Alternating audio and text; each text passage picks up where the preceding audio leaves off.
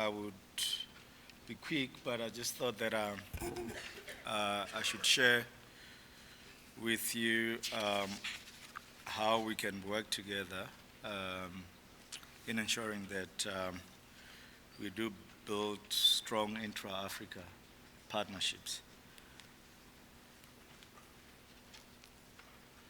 Um, we're living in a world that is very unpredictable, and that world we call the VUCA world. It has become a new norm. We've seen a shift in geopolitics in many parts of the country, and therefore we're living in a world that's volatile, uncertain, complex, and ambiguous. How do we ensure that we position ourselves? We have to have visionary leadership. We have to understand this uncertainty. We have to have clarity to solve complex issues that we're facing, and we have to be adaptable to some of these challenges that we're facing. We know the SDGs are there.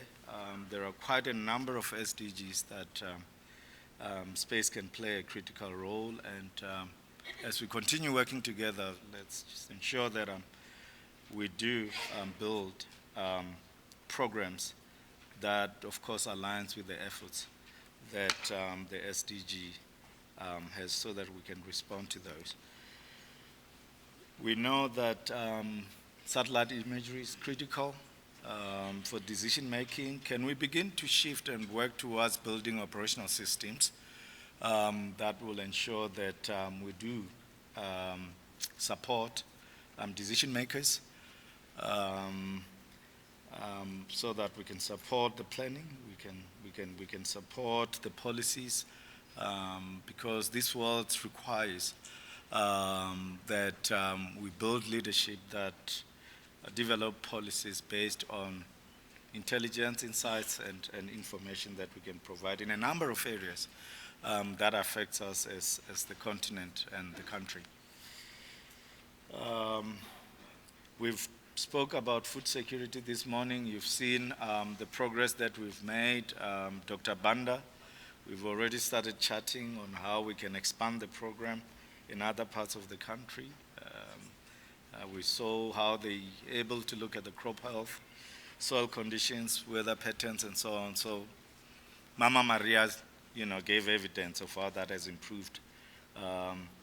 Education, future-proof education, health innovation, space has a huge role to play. And we need to begin to look at the fusion of various data sets, from satellite navigation to satellite communications, to enrich product offerings.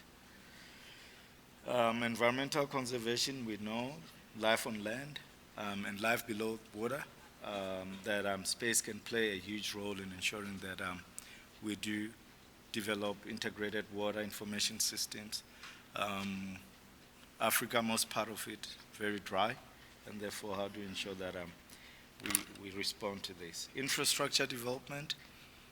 For our economies to grow in Africa, we need to really begin to look at how we invest on infrastructure.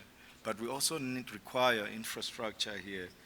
I was saying to Dr. Setki earlier during the week that you can imagine when Cairo and Cape Town merge or converge somewhere in Africa, and what that will do to the rest of the continent. And we have to have that vision to work together, looking at our AIT facilities that we have in the Western Cape, what's in Cairo now, and say, how do we empower the rest of the continent? How do we build constellations as a collective, so that we can respond to all these societal challenges that we're facing in the African continent? Climate change, we did talk about that. We need to be looking at adaptation. We do have national adaptations plans. We've signed the Space Observatory for Climate. How do we access other global data to ensure that we do respond to climate change, as well as disaster risk reduction, which are huge challenges that we're seeing in many parts of the African continent. We have to demonstrate that in our efforts and to the investor, if they are putting money, what will be the return on investment? And therefore, we need to begin to think about building a space program that is underpinned by a very strong business case. We have to build this economic case for us to be able to attract investors and demonstrate that there will be a return on investment for the investors. And therefore, let's work together to create decent work, sustainable work, high-tech work, and move away or shy away from creating poverty jobs. The leadership we need for the continent, it's critical. That as we begin to look at transformational leadership, how do we work together? And this reminds me of the words of Rinosu Satoro that said, individually we are one drop, together we are an ocean. And you can see it's a testament today with a number of headspace agencies that are here, that we need to build this inclusive vision, we need to build partnerships, we need to be adaptive and agile as leadership. Our mandates are to build sovereign capabilities for our nations. And I believe that if we start working together and provide the leadership that we need, we will be able to build our nations and create opportunities for youth and women across the African continent. Bilateral and multilateral agreements are critical. Let's build these constellations. Let's share the data. Let's do joint missions. Let's build education and networks, because we need to build this talent pipeline. And we can only do that when we create an environment that's conducive, meaning that we have to build these labs, the AIT facilities, clean rooms across the African continent to ensure that we do this. And this reminds me of Mother Teresa when she said, I can do things you cannot. You can do things I cannot. Together we can do great things. And I believe that we can do that. Of course, we do have challenges, colleagues. The over-reliance of the African continent on donor funding for our space programs, we cannot do that. Hence, we need to build very strong business cases so that we can attract investors. We need to collaborate as Africans, and again, as Martin Luther King Jr. said, our very survival depends on our ability to stay awake, to adjust to new ideas, to remain vigilant, and to face the challenge of change. And I think change is coming to the continent. And I believe that when we prioritize, we look at policy advocacy, how we influence policy, when we look at resource mobilization, when we build capacity for the continent, we'll be able to reach that. And therefore, our unity is strength. And I say to all these countries that are here today, let's work together so that we can build the Africa we require and need. Thank you very much.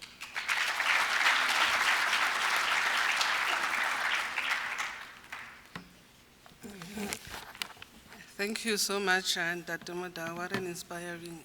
You really did set the scene, and I think your codes, we need to really think about them and start implementing, working together. That's what he said. We need to empower one another as countries so that we move together instead of moving individually.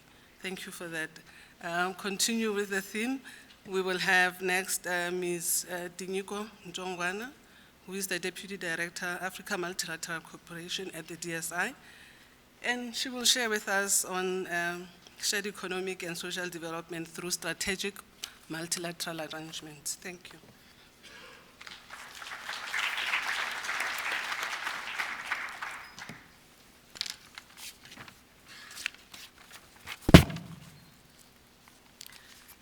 Good afternoon, everybody.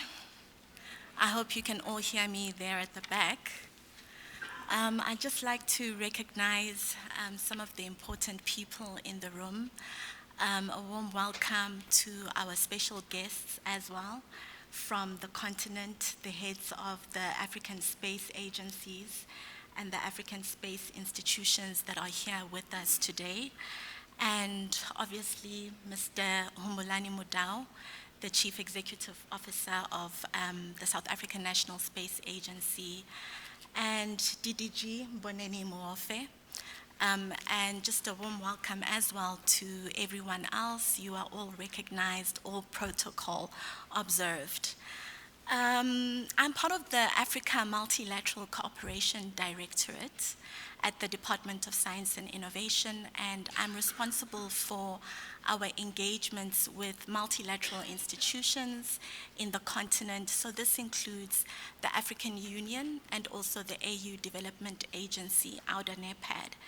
And today I'm just going to be providing an overview of what I think could be some of the opportunities that could be leveraged by the space sector in South Africa and also in the continent as far as the support mechanisms that have been provided through multilateral institutions such as the African Union.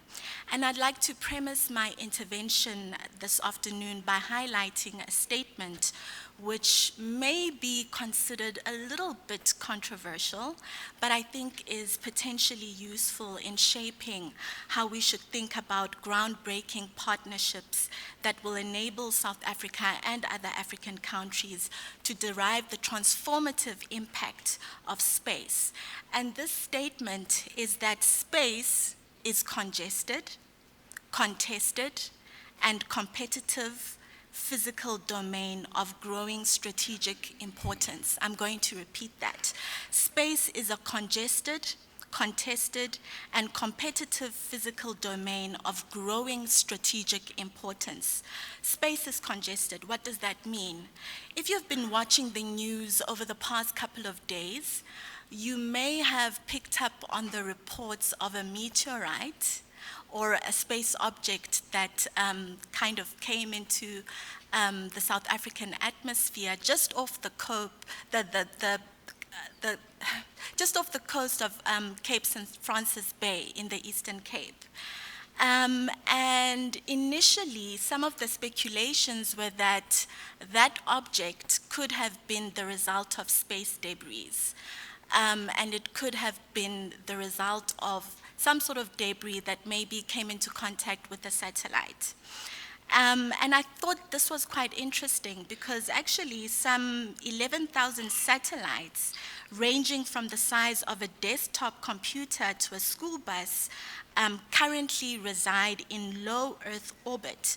Another 20,000 satellites are on track for launch by 2030.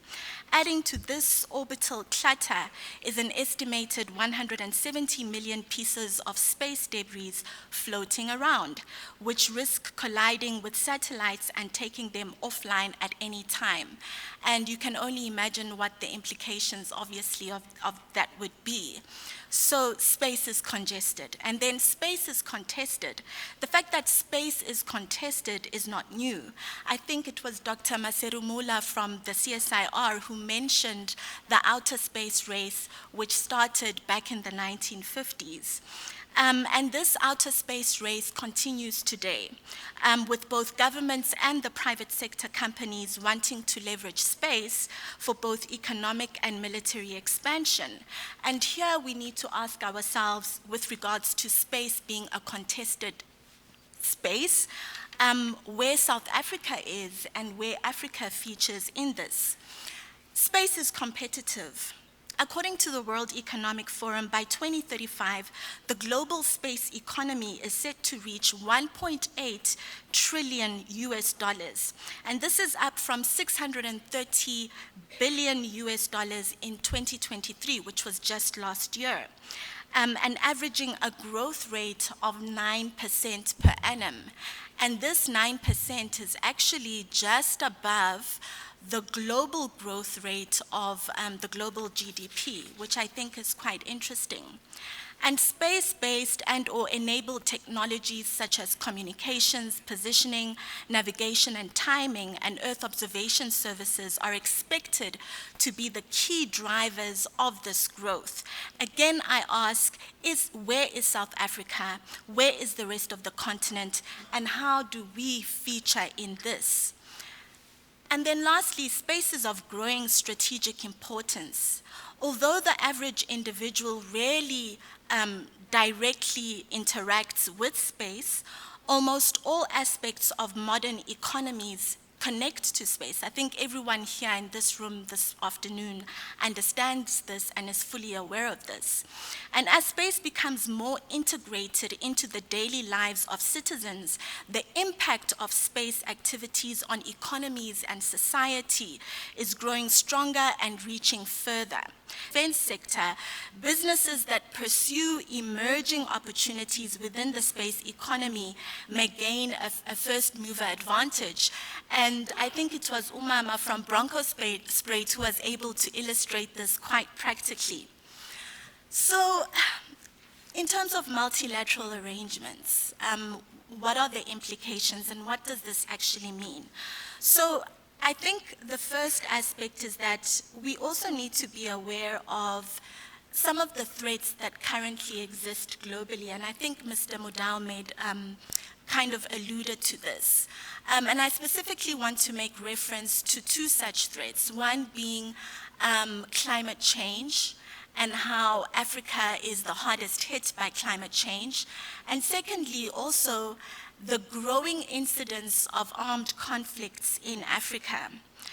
Earlier this year, you may have been aware, if you watched the news quite closely, that there were quite a number of floods in East Africa.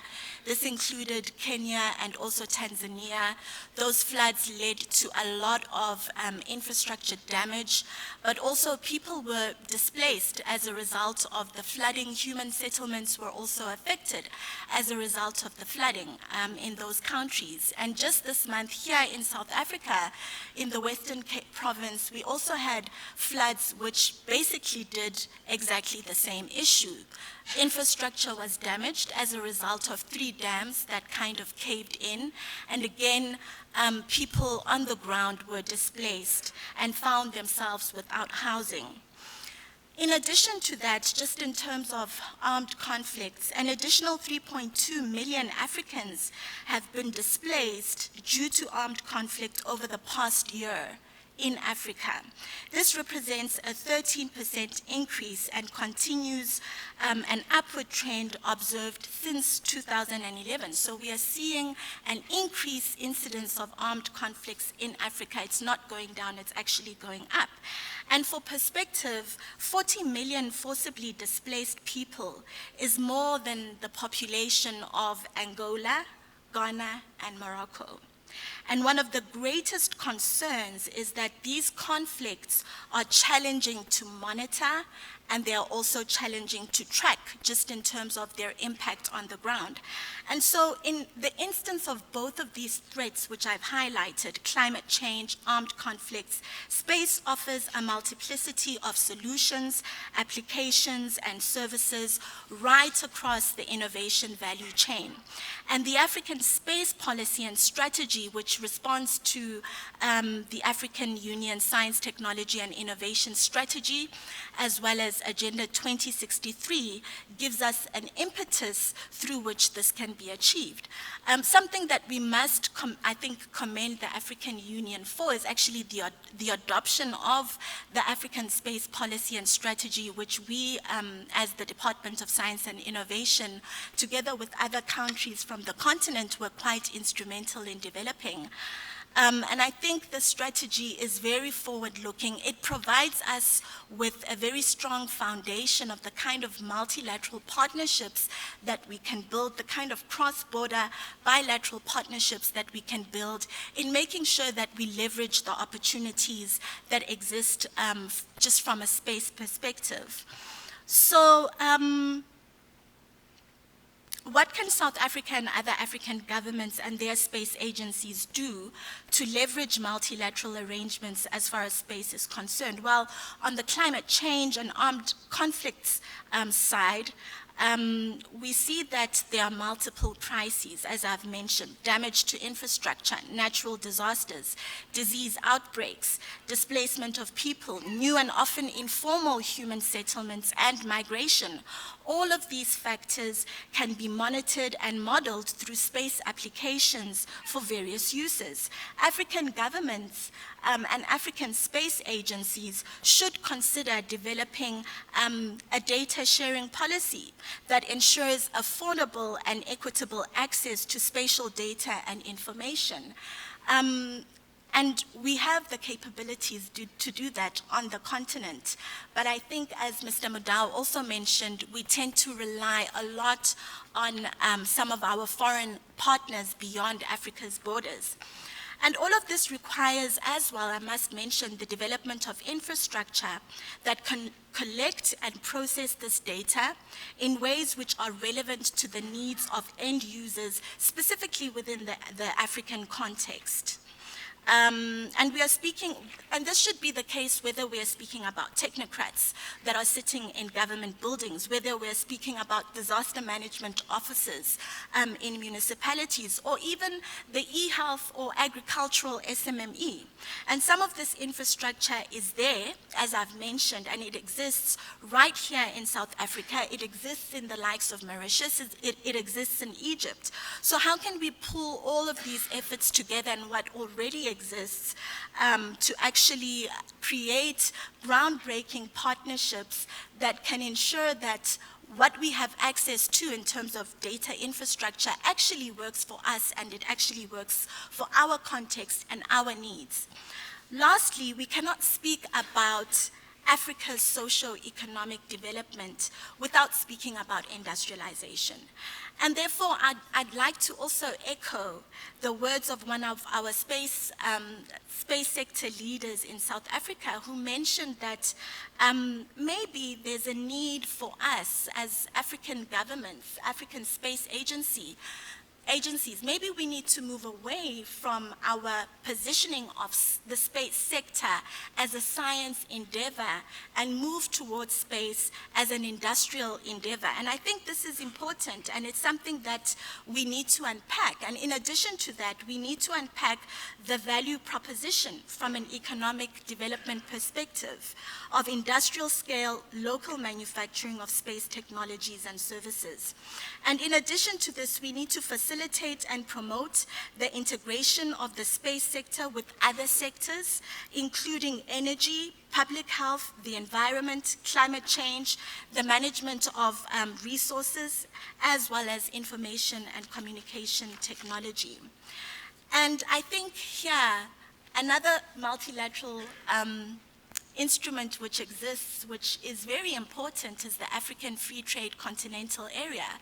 So I think it provides mega opportunities for Africa's space industry, irrespective of where the different industries are, irrespective of which country we are speaking about, just in terms of the innovation value chain, because it forces us to start thinking about value chains that can be created within the sector. One of the speakers earlier spoke about the manufacturing of components. Is that something that can happen right across the continent? Can we work together as African governments in developing the African space sector? Thank you for your indulgence. Thank you very much.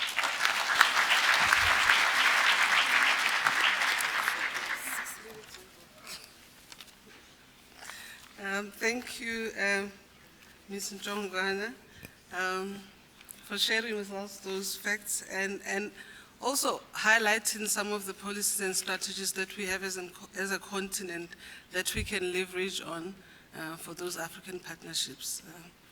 Next, we will have Mr. Harvey Short. Mr. Short is a director for NEPAD Partnerships and APRM at the Department of International Relations and Corporations of South Africa. He will speak to us and look at multilateralism. Multilateralism, yes, the focal point of South Africa's foreign policy and African renaissance.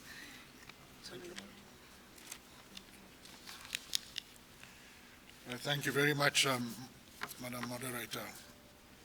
I also recognize my fellow panelists, distinguished guests, ladies and gentlemen. Yes, I asked myself the question, what am I doing here at the National Space Conference? And I answered myself by saying, but you did watch Apollo 13 a couple of years ago, so that qualifies you.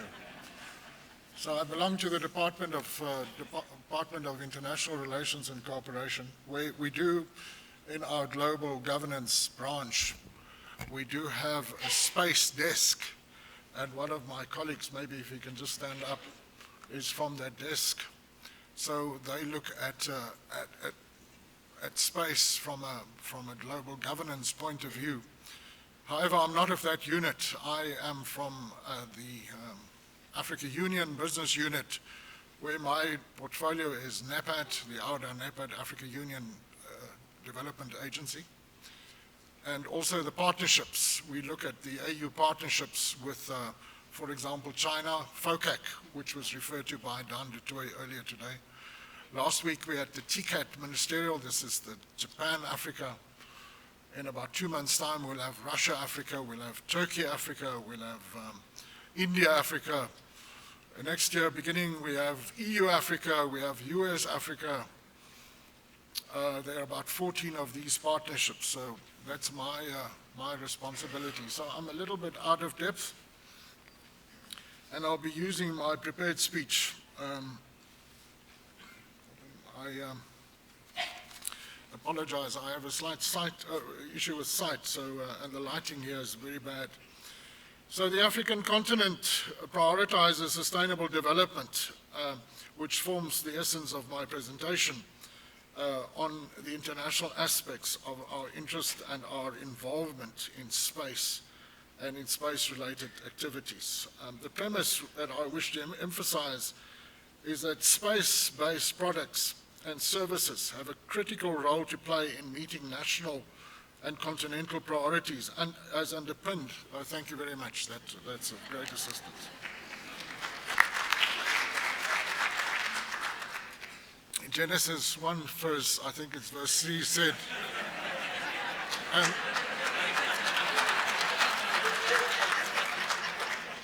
and the Lord said, let there be light. And there was light, and the Lord said, that is good. Yeah, so I think this development is captured in the UN's Sustainable Development Goals, but also specifically then the AU Agenda 2063, the Africa we want. I think you would know that this Africa we want, this Agenda 2063, was adopted by the Africa Union in 2013. We've now, in this year, we've started with a second 10-year implementation plan of Agenda 2063, the Africa we want. So South Africa places a very large priority on that, on Agenda 2063. African leaders have thus sought to ensure that the African Union's space and space policy and strategy is embedded in Agenda 2063 as one of its 15 flagship programs. This serves to guide both the sector development as well as the operations of the African Space Agency, AFSA, which was inaugurated in January 2024 and is headquartered in Egypt. I think it was previously mentioned, you know, that this agency in Egypt, and if we can meet somewhere in between on the continent. The African Union's commitment to space has accelerated the growth of African space industry, as evidenced by more than 20 national space agencies and or space-related institutions that have been established on the continent over the last 5 years. To ensure the effective uptake and utilization of space products and services, certain building blocks are needed to establish robust national and regional space ecosystems. These ecosystems must include the following 4 primary elements to function. 1, the human capital required to establish and operate these space initiatives.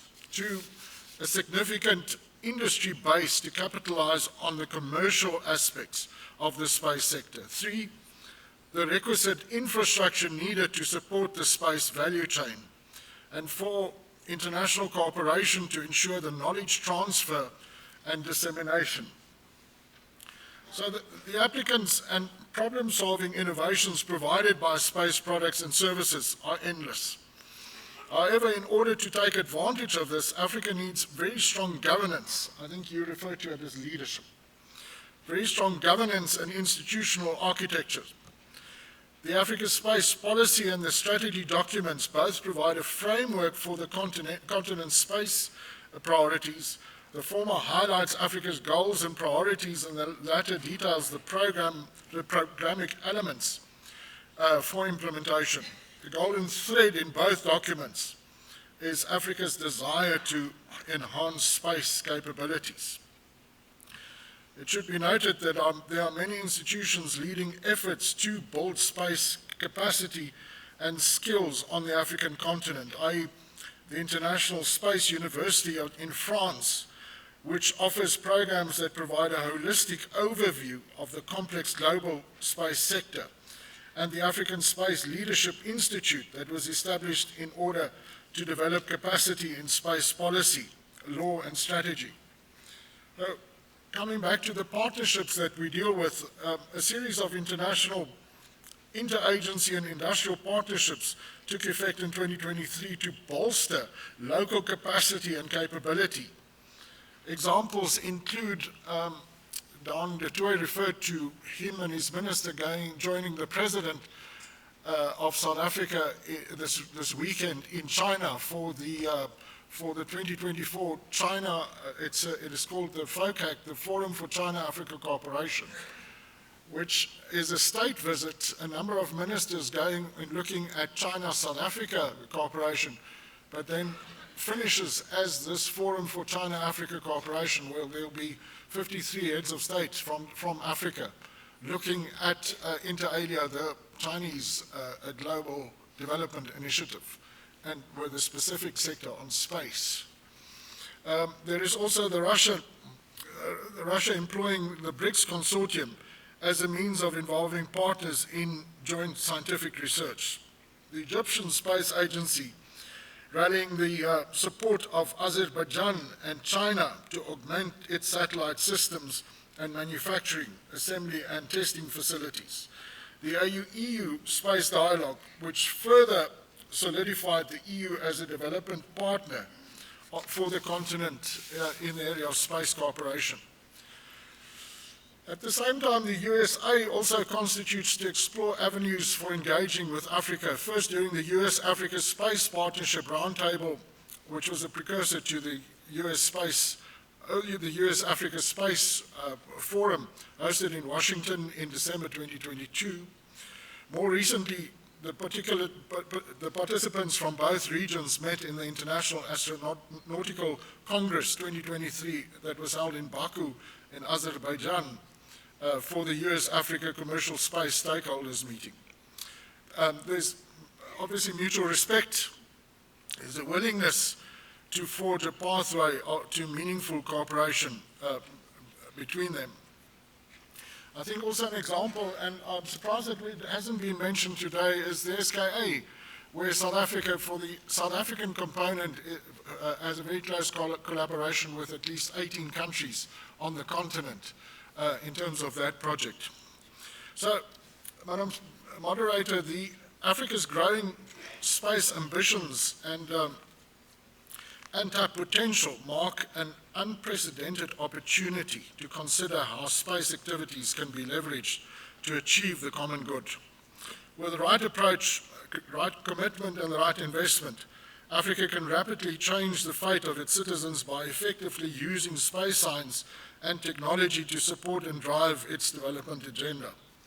The African Space Policy and Space Strategy, which were adopted in 2016 and 2017 respectively, seek to realize Africa's ambition to develop a well-coordinated and well-integrated African space program that is responsive to social, economic, political, and environmental needs of the continent, as well as being globally competitive. And it comes into what the previous speaker said about the Africa Continental Free Trade Area, the operationalization of that, all aspects in terms of value chain, in terms of the AFCFTA, can be supported, through our focus on space.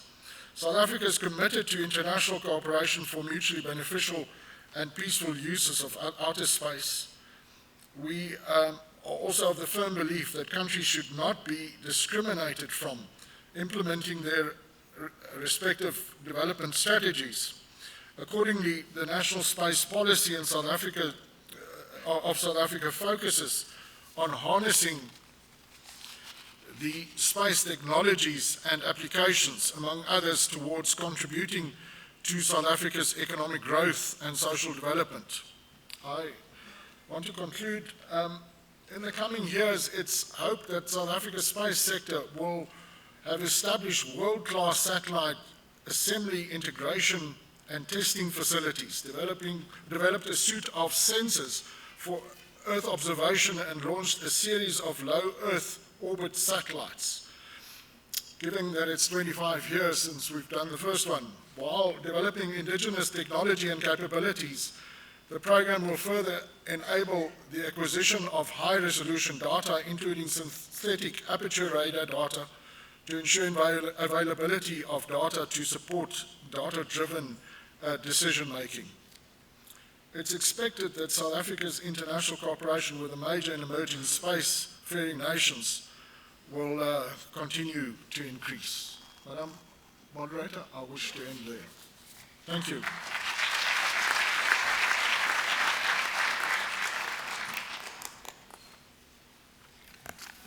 Thank you, Mr. Short, for sharing with us those cooperation opportunities that are there for us. And I think it's up to us now, maybe the African heads of space agencies, to go back to our governments and engage with our international departments there, so that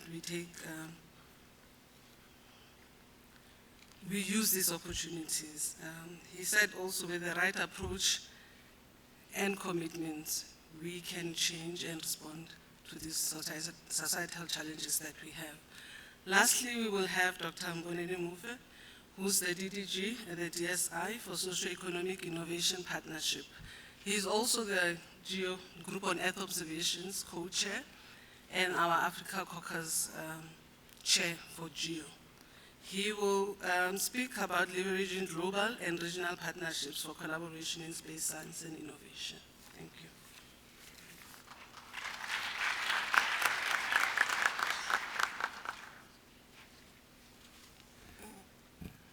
Good afternoon.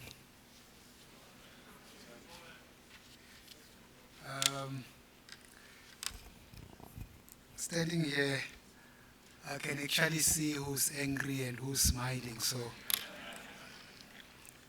don't make you name and shame and identify you. So thanks very much. I just want to acknowledge the previous speakers who have basically laid the foundation for what I'm going to say, and to some extent also made my life very difficult, because when you come in after the caliber of speakers that we have had, you've got to scramble, when you're sitting there, you're like, I wish he or she doesn't mention this because I want to mention it.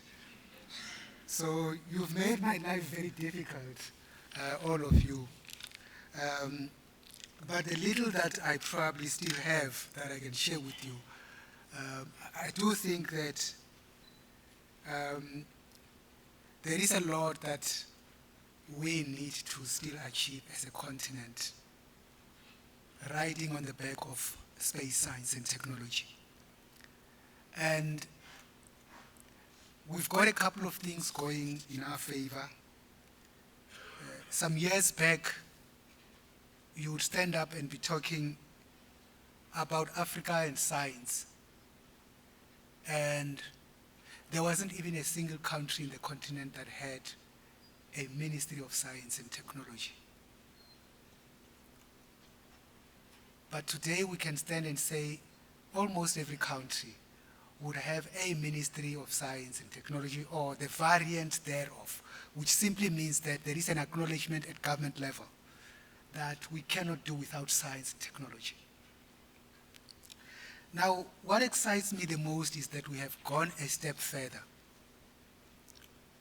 And there is now a realization that space science and technology is actually going to be the one that takes us where we are supposed to be. When we talk about Africa's development, the CEO of the space agency, South African National Space Agency, clearly showed the relationship between some of the SDGs and space science. And actually, it is not some. It is all of them. When you look at the goals such as zero hunger, nothing explains the role of science better than what happened here this morning during the opening session. And out of that, you have a very important aspect of partnership, which is partnering with the users and the communities. And this is one of the areas where for many years, science and technology hasn't, and even more space science has never considered. Because we have always thought that when we talk about space science, we talk about something that has got to look up and you see things, or you look down from up there. The horizontal part of it, which says, what do we do after we have looked up and after we have looked down, is to then go to our community and say, from what we have seen up there, the water challenges that we have, what is the space science telling us? The type of the soils that you have, and how much they are able to or unable to provide the food for you, can we solve using space science?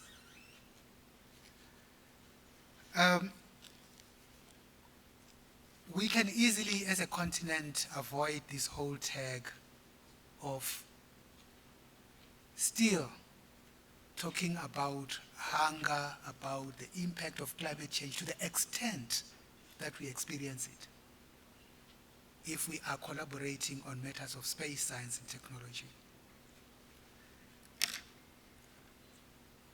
Besides the fact that we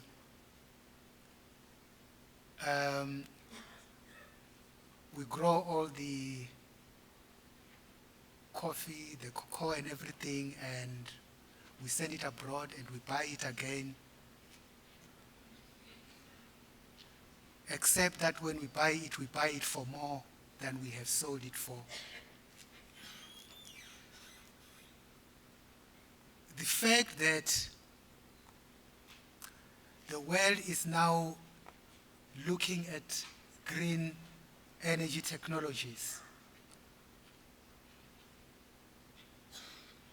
and when we talk about partnerships, we don't see, for example, the working together between governments and their space sciences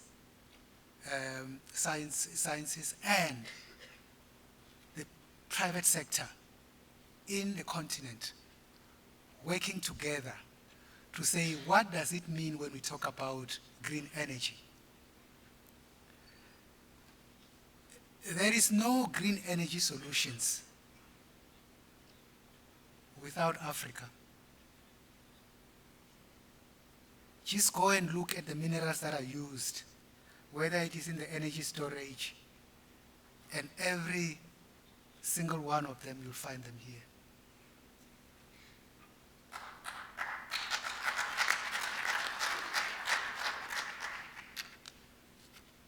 But then the question is, do we even know, have we even scratched the surface in terms of what we have? Because every now and then, we are seeing discoveries of this and that in this continent. We're seeing discoveries of gas, discoveries of oils, discoveries of minerals. And for those head of space agencies, which of our space agencies have been involved in the mapping of these resources? Please raise up your hand.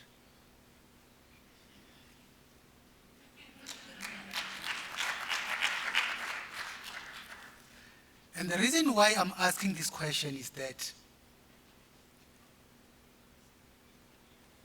let me just share with you some staggering figures. And they say sometimes people never do anything until they are angry with the status quo. And in the African continent, we seem to be very happy with the status quo. And the status quo is that we have been developing for the past, since I was born. We've been developing. And I'm very old, I can tell you. So to date, and these figures, you can dispute them, but they are round about there. It is estimated that the current size of the Africa space economy is about $19.5 billion.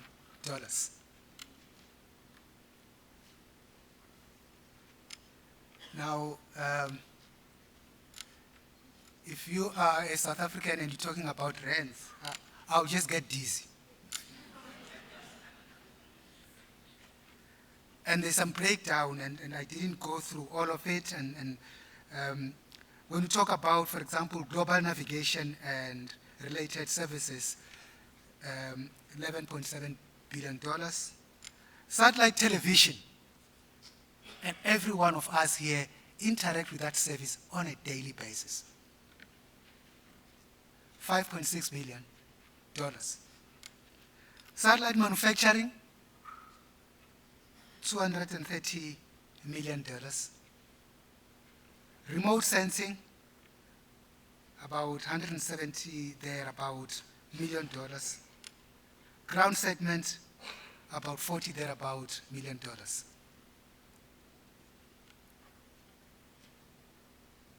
How much of this is coming to the African continent? Because it's one thing about saying this is what the economy is worth. And it's another to say this is who this economy is benefiting. So a simple question would be, just on the manufacturing of satellites, what share do we have?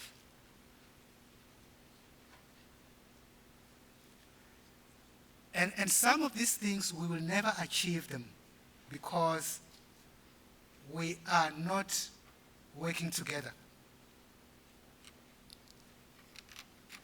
Now,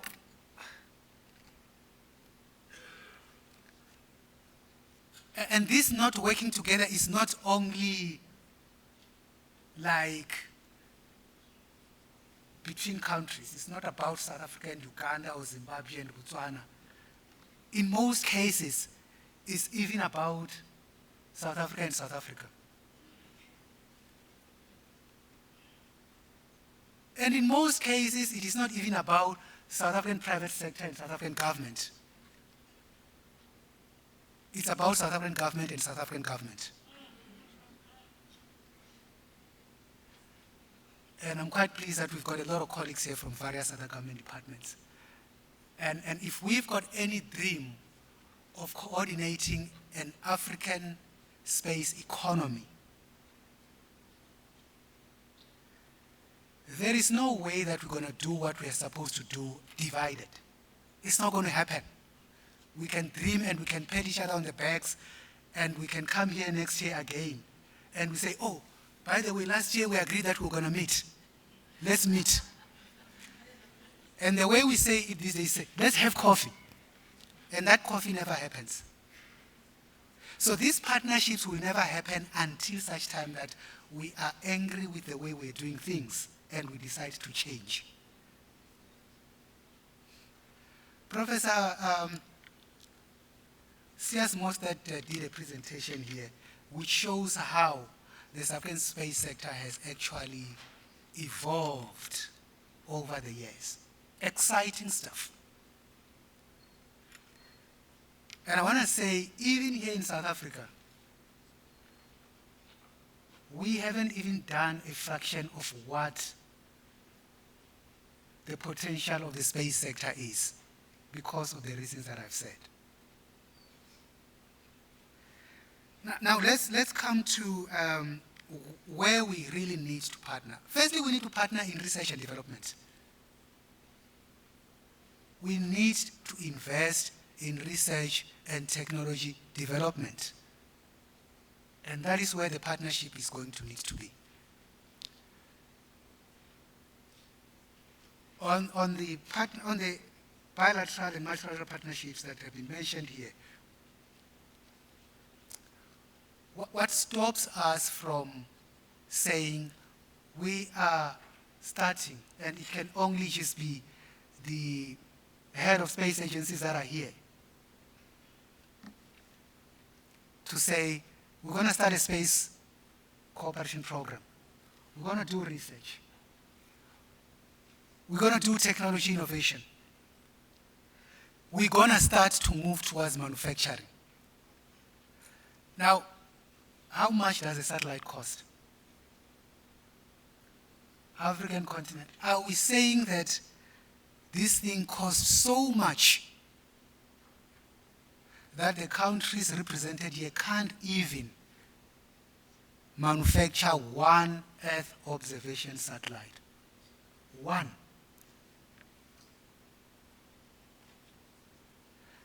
And start to lay claim to the 19.5 billion rand of this space economy for the African continent.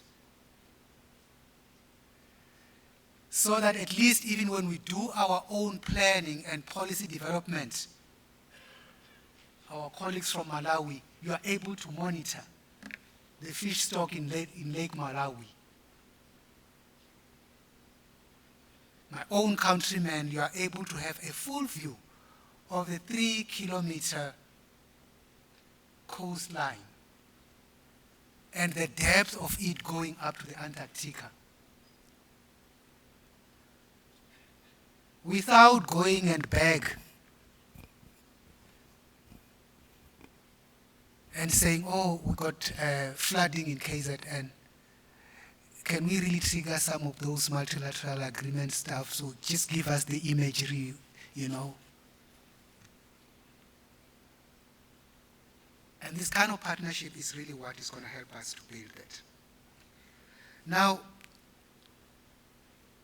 the space sector is a very interesting sector in the sense that it is one where governments can never bail out of. Never. The others, we can move out and we say, oh, you know, the private sector is going to deal with it. And we can learn a lot from the USA, by the way. A lot of the work that NASA is supposed to be done, we now know that SpaceX is doing the bulk of it. We got a lot of programs that are being run by the lack of, under the 100-year Starship, under Dr. Mae Jemison. So that means that government has got to, and our government must really come forward to seed this sector so that it can grow and be successful.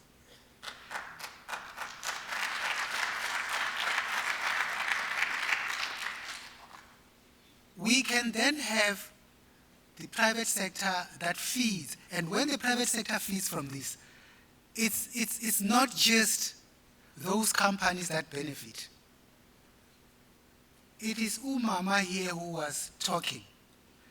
It is our municipalities that are struggling to provide clean water that then begins to benefit, that then starts to know that for us to plan, we need to have Earth observation data. and that we need to monitor and manage people building in floodlines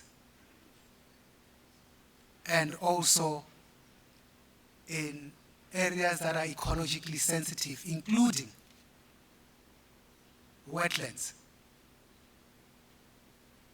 But we are not able to provide that information and data. And when this ecosystem of industry, government, and communities collaboration is actually sparked, everything will fall together. So, this for me is very crucial. I want us to say, what are we taking? The future renewable energies. It's us that are sitting here who are in the African continent. The future environmental sustainability, food security, is us that are sitting here. But until such time that we stand up and not wait for somebody to come from outside and say, oh, by the way, just behind your house, this is what you have. And, oh, just in your lake, just on your coastline, this is what you have. And this is why we also have a lot that gets compromised in our backyards. And even though I'm not qualified to say this, even including our own security gets compromised because we are not owning this thing called space. Thank you. I hope you get angry.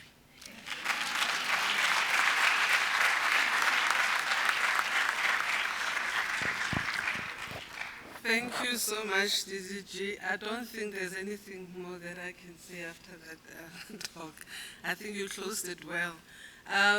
Ladies and gentlemen, so this morning we were told that we do have our brothers and sisters and Mr. Mudau's armies and friends who are from the other African space agencies. We will ask some of them to give remarks after this session. I think we would like their thoughts on some of the things that we discussed this morning. I'm going to ask, from where you're sitting, heads of space agencies from Angola, in that order, DRC, Egypt, Gabon, and Ghana to give us a few remarks. I think you can use the mics to save time. Or if you want to come up, you're also welcome to do so.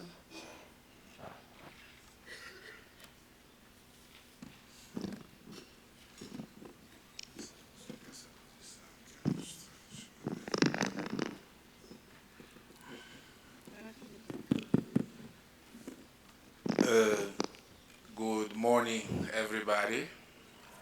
Afternoon. Oh, it's afternoon. Oh my God. Good afternoon, everybody. Brother Mbolani, first of all, thank you so much for inviting us. I think all the protocols observed by now. And I also like to say, starting, that I am son of South Africa, and I'll explain why. So when we see today what is South Africa and what they have been doing in space. In 2006, I came to South Africa as a student, and I didn't know what to do in life. And actually, the South Africa ecosystem, in terms of space education, gave me the pathway to be able to create a space strategy what we have today in Angola.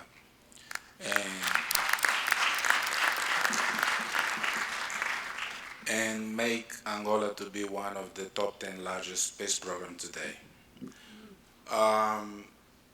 My remarks, I am a very direct person, right?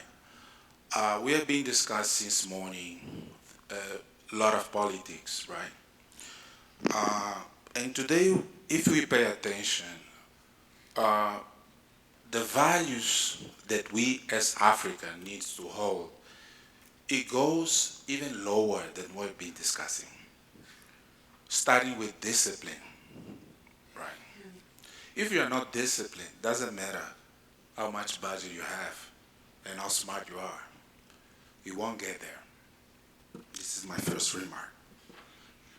Second is, even before we decide to cooperate with each other, we need to talk the same language.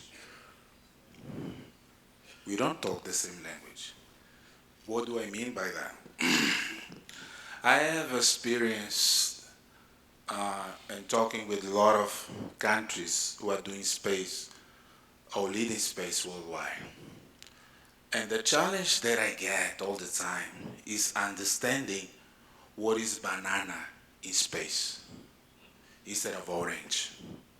And sometimes we Africans are very good pretending that we are smart. So meaning that we need going back to the drawing board and make sure we work on the basics before we can fly.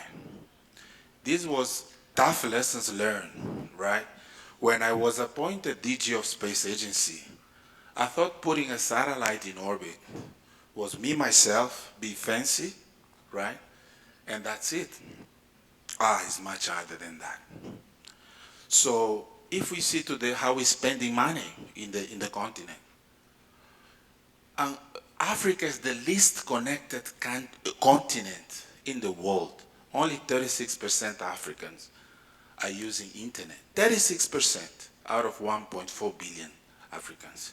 And we are buying satellites capacity from foreign countries. Doesn't make sense. And we are talking about lunar exploration and deep space. So when my government said, Zolana, what do we need in space? I said, let's focus on connectivity first. Because if we don't connect Angolans, we are shouting in void. It's like it's 10%, 20% getting access of what country of government want to relay out there. So I don't want to exceed myself because today we did not do well in time, in my time management. I will close here saying that we need to talk the same language before we can do greater things. Thank you.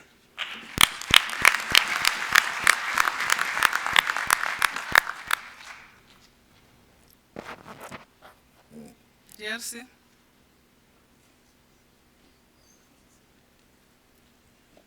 Thank you. Hello, everybody.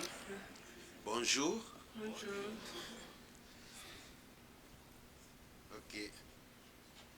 I thank the responsible of National Space Conference for giving us this opportunity.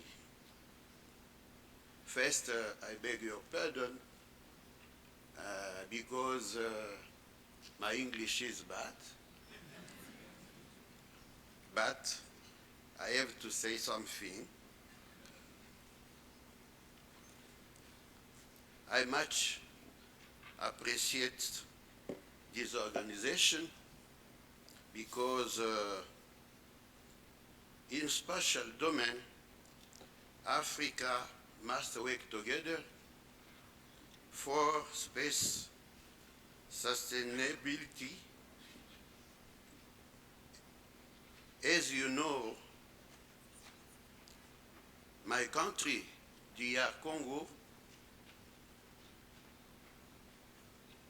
occupy the strategic position in Africa.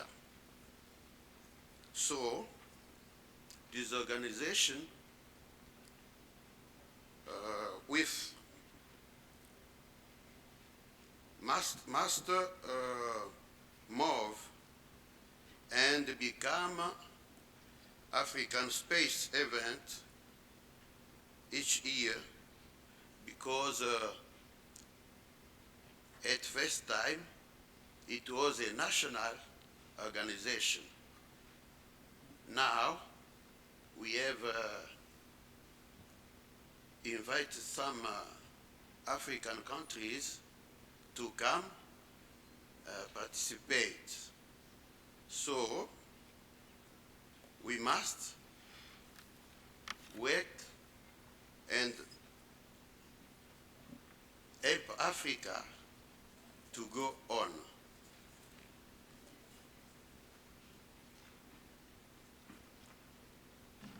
So, before I end my speech, let me greet Mr. Mudao because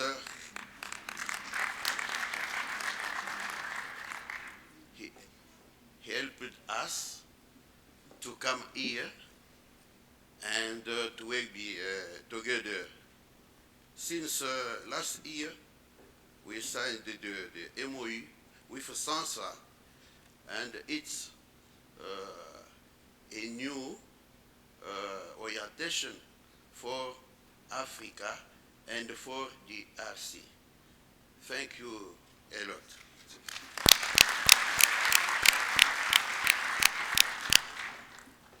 Egypt.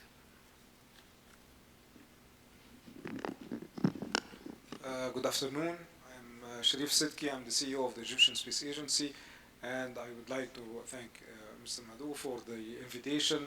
And actually, I'm impressed for what I have seen over the last few days here in South Africa about the coherent system and the ecosystem that's really promising, that gives the hope in the future that there will be lots of potential to build a big ecosystem within the African continent. I think as far as Africa is concerned, there are lots of resources available, there are lots of talent available, and we need to make use of this opportunity by having the proper multilateral collaboration between the different stakeholders within the continent. I think we are in a dire need for having our own know-how to be instilled within the continent. And as far as I'm concerned personally, within Egypt, as in my capacity as the CEO of the Egyptian Space Agency, all the facilities available in the agency are open completely for the full African continent. And actually we have lots of success stories of collaboration between Egypt and several African countries.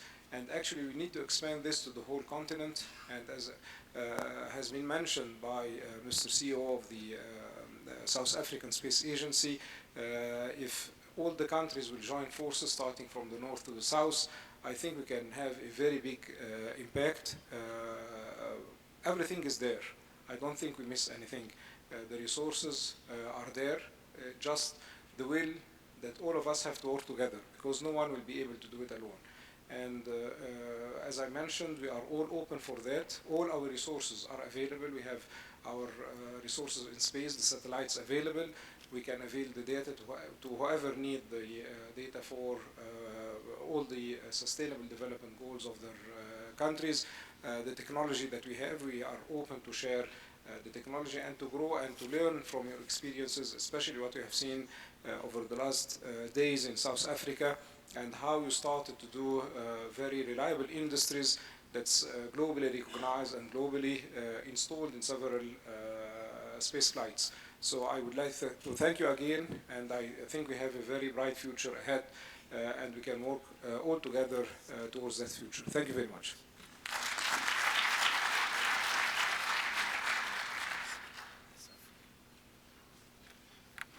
Okay.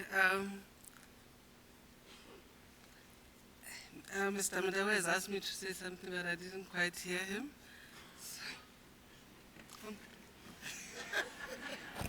She did. I just wanted to say to my brother, Dr. Sidiki, we're very proud of you. By the way, Dr. Sidiki is the chairperson of the United Nations Committee on Peaceful Use of Outer Space. And as Africans, we need to be really making use of him to advance our interest in the continent. Thank you. Thank you, Dr. Madawa. Gabon.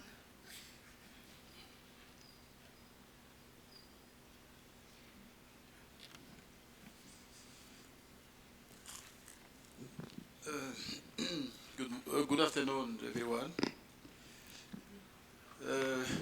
like to thank you, Mr. Moulin, CEO of SANSA, for inviting us here.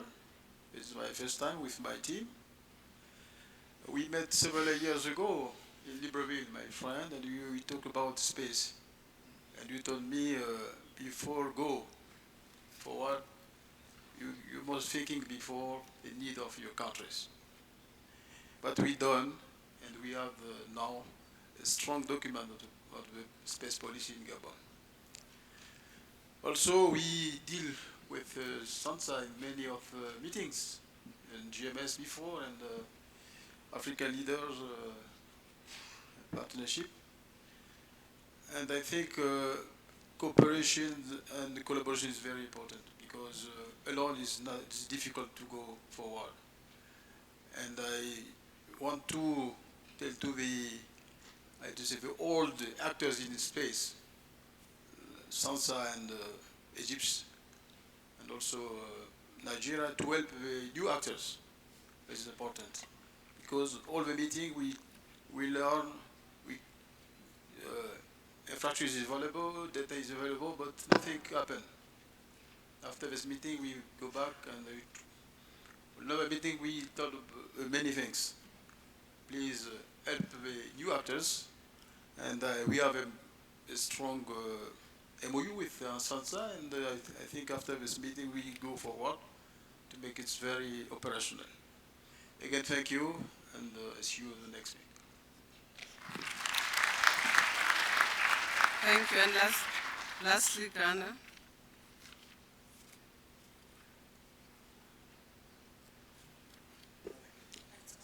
Okay.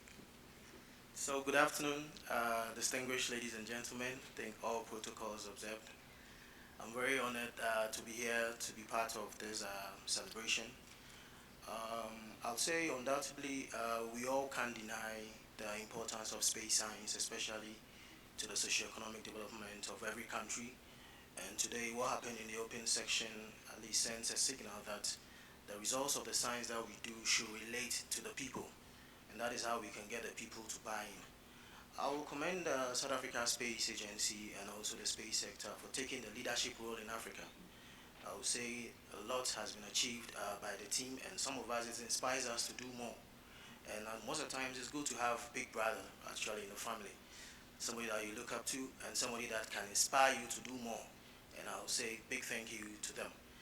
Secondly, to what I'll say is Ghana has a lot of some collaboration with South Africa in the space sector, especially with Sahara in terms of the SKA project, which is going swiftly. And also we want to have a deeper collaboration with SANSA, especially in capacity building and infrastructure development. From what Dr. Zolana said, we can achieve a lot, but we need to speak the same language. And speaking the same language means we should have the same understanding of what we want to achieve as a continent. Because I believe as a continent, there's a lot that we can do, but because we are fragmented, that is why we always seek help from outside, but we can look within. So I would say in unity, we can achieve a lot. Thank you very much. Thank you. Thank you so much. Thank you also to the other representatives who could not speak. I will allow 2 questions from the floor. Can they just be straight and direct? I think we've lost a lot of time.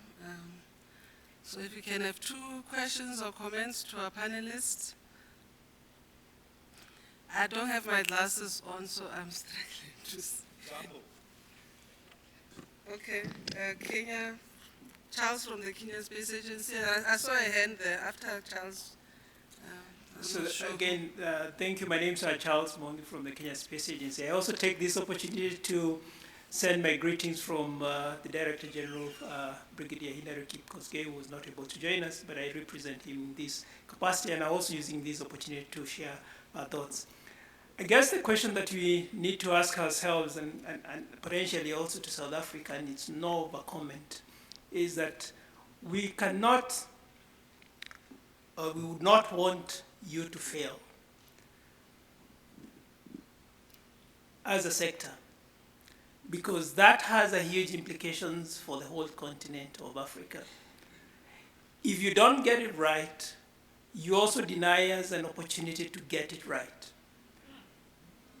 because if the industry, because essentially, and most of us also work in government, we take lessons from those who succeed. And if you don't succeed in helping us get the value for the space sector for Africa, in the morning we saw the young voices that were speaking there. That is the future of space. If we do not deliver the necessary tools for them to be able to derive value, then we will lose a generation. We say we are going to have a young generation for Africa. But if we don't give them the necessary tools, then we fail. And I like what Dr. Mofle was indicating. They will get angry with us.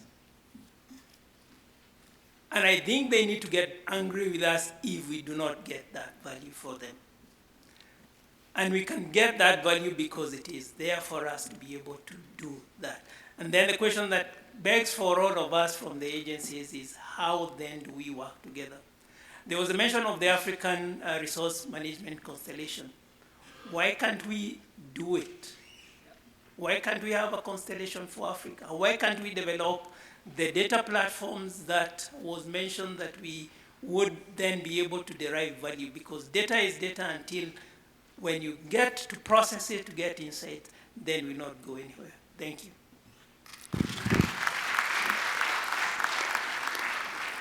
The other question was from Thank you very much. My name is Tiamo Motsapa. I'm the director for the African Open Science Platform. I was very, very encouraged to hear some of the remarks made by the panelists, especially Dr. Mofu when he mentioned that a couple of years ago, we didn't have STI policies. I think a lot of countries now have done that. They've got STI policies and are in the process of developing space science policies and strategies. My question is this: is there a value in developing regional programs around space sciences collectively, maybe a SADC, or maybe also looking at regional programming in tandem with the implementation plans for those regional initiatives? Secondly, are we connecting the dots between the myriad instruments we have in the continent? For example, the AU Data Policy Framework, the space sciences strategies and the space science agencies work, and also, for example, the new revision of the STISA 2024 to STISA 2034 to infuse, for example, the open agenda, including the data sharing that we're talking about, and incidentally, the AU strategy for AI. I think maybe there is value here in terms of introspection and see whether we're connecting the dots so that we can move things in tandem. Thank you very much. Thank you. Do you want to?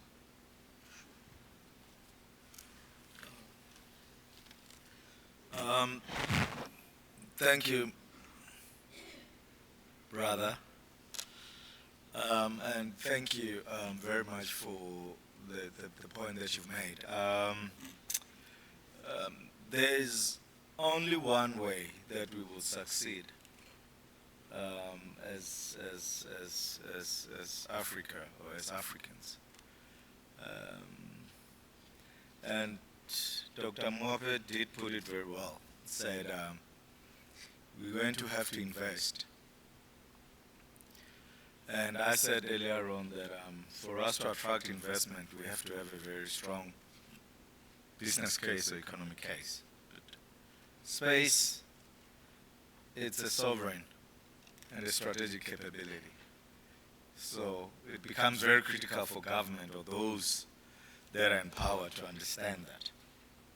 Now, the point that you've made about the existing policies and how we can use that. When we created when we developed the African space policy and strategy, as the chair of that working group at the time, the whole idea was that we were creating a blueprint for African countries to use that policy and strategy to develop their national strategies and policies.